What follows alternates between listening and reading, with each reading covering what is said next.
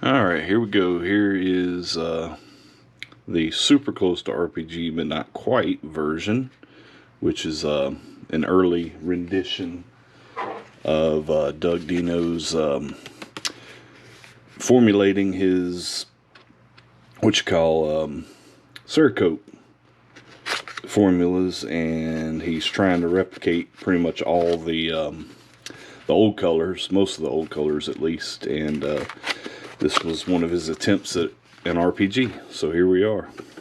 And by the way, the new box has the information about, or instead of on the old box it had the other adapter, this has the NOR coils. He just built a new plate for the burninator. So here we are.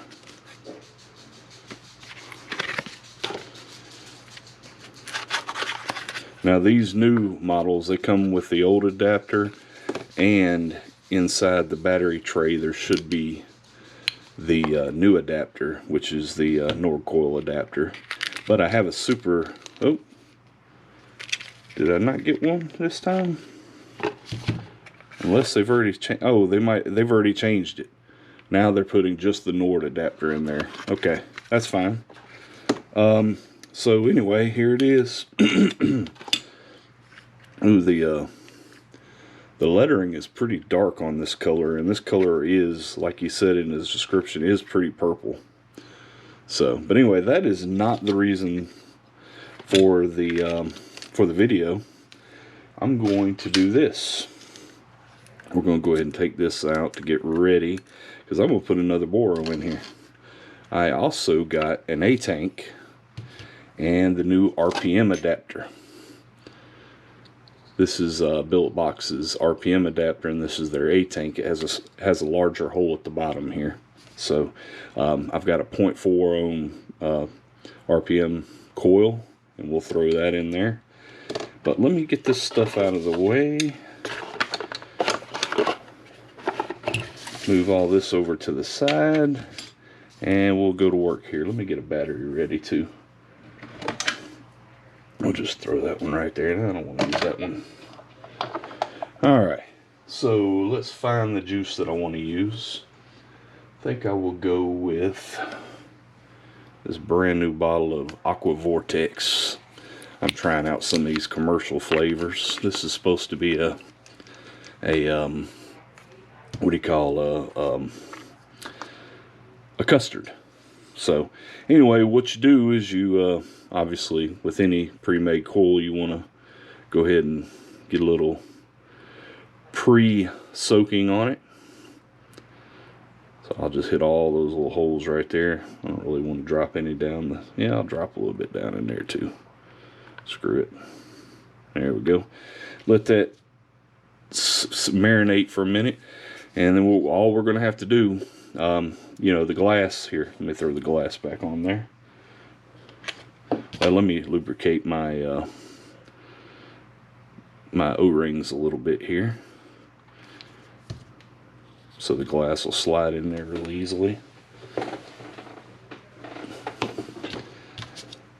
So you don't really have to, you don't have to have the glass out to do this. You can actually have it all the way up if you want to.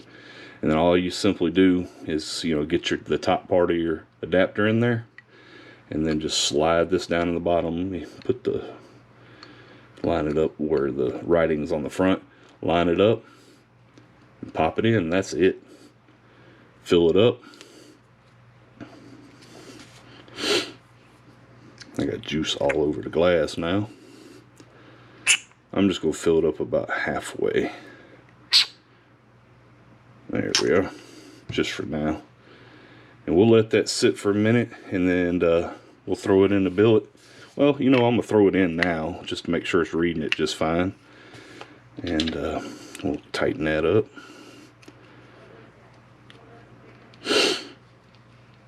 And we'll see how this works. Throw a battery in there. And fire it up. Now this coil says it's a 0.4 and it's recommended at 25 watts, so it's reading a 0.43, and it's at 24 watts. That's what Billet Box puts them out the door at. So I'm going to let it marinate just a little bit because I don't want to ruin this coil. And then we'll come up top and take a look at it. But that is the new Billet Box Vapor RPM coil inside of their A-tank. Alright, I'm back from work. It's 1 o'clock or 12:30 in the morning, and just got done with the 8-hour shift. I've been using the new, what do you call it, almost RPG billet for pretty much 95% of the time for the last probably 12 hours now. And we're going to do something here. I went ahead and ripped the label on this bottle that I opened up on video earlier when I was putting this RPM coil in here. And it looks like I've used a quarter to a third of this 60 mil. So maybe 20 mil, maybe 15 mil, 15 to 20 mil today that I put through here. And I've been running this thing. It's a 0.4 ohm coil. It's 0.45 is what it's reading on here, and I've been running it at 27 watts. So I'm going to go ahead and take the, I hadn't had any leaking coming out of the air holes, or I don't see any visible signs of any leaking on the front here. So I'm going to take this tank out, or this boro out, and we're going to take a look and see how much condensation, if any, that I got. Oh, I got some. Got some condensation. And I was hoping we wouldn't, but here's the thing. Yeah, that's what I was hoping for. The bottom of the boro, it's bone dry. There's no leaking coming around through the hole in the bottom of the A-tank. So it's bone dry on the bottom. There is some condensation on the back, but the way I vape, I figure, I mean, I chain vape. I mean, literally 12 hours. I went through, what, 20 mil of juice. I'd say that's probably considering chain vaping, especially at the wattage that I got. But it's not too bad, just a little bit of condensation. But I don't want to give this thing, I mean, the adapter itself, the RPM adapter itself that Billet Box Vapor made is awesome. It works, and I mean, it's pretty simple. That's all there is to it. The what do you call this, RPM coil, using the 0.6 or the 0.4 mesh, and I don't know what all types of coils that it'll take, but I know that it'll take all the SMOK RPM coils, which there's a 0.4 mesh coil, which is what I'm using, a 0.6 triple coil, a 1.0 single coil, and a 0.3 mesh. So I'm sure there's got to be some others that will also fit, but I mean, I'm not going to go looking for reasons. So, but anyway, this adapter, the RPM adapter, like I showed you on the video, you just pop the coil in on the bottom, and it is going to be for sale at Billet Box Vapor when they decide to start putting them on there individually. They might sell them with an actual A-tank. I don't know. The pricing, they won't tell me the pricing yet. They probably don't even know what they're going to charge yet. But it's not available yet, but it will be soon. And it's the same concept with the regular boro with the new Nord adapter, which now all billets from this last drop on will only come with a Nord adapter, no more OCC coil adapter. So, but basically you just you pop the coil in when you don't even have to take the glass off. When you're done with this coil, you just pop it out, throw it away, and then you take the new coil, line it up, push it through, and it press fits into the adapter there. And you know, when you put your drip tip or your integrated drip tip in, and you're pushing up against it, it'll keep it all together. So I mean, it's pretty press fitted, and they both of these have I've got juice in this. Well, I can take it out from the bottom just to show you that you can take it out without dumping your boro. Just pops out, and like each of them, both coils have a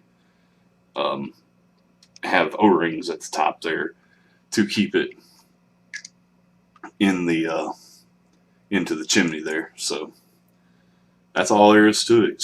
You take the cement coil out, pop a new one in, and you're good to go. Obviously, you know, the same rules with, you know, pre-wicking and everything go. But Billet Box Vapor said, you know, when they announced the new Cerakote models, they did mention that they would be coming, you know, along with, this is their words, along with new finishes, we're changing up the default ship width adapter to a Nord coil bridge, which is this one here. So this will come with any billet that you buy, and the RPM adapter will only come with the, or it will come separately. So I don't know if it'll be sold just by itself or with the A-tank or both ways. I'm not sure. But anyway, we're changing up the Ship 2 adapter to Nord coil bridge.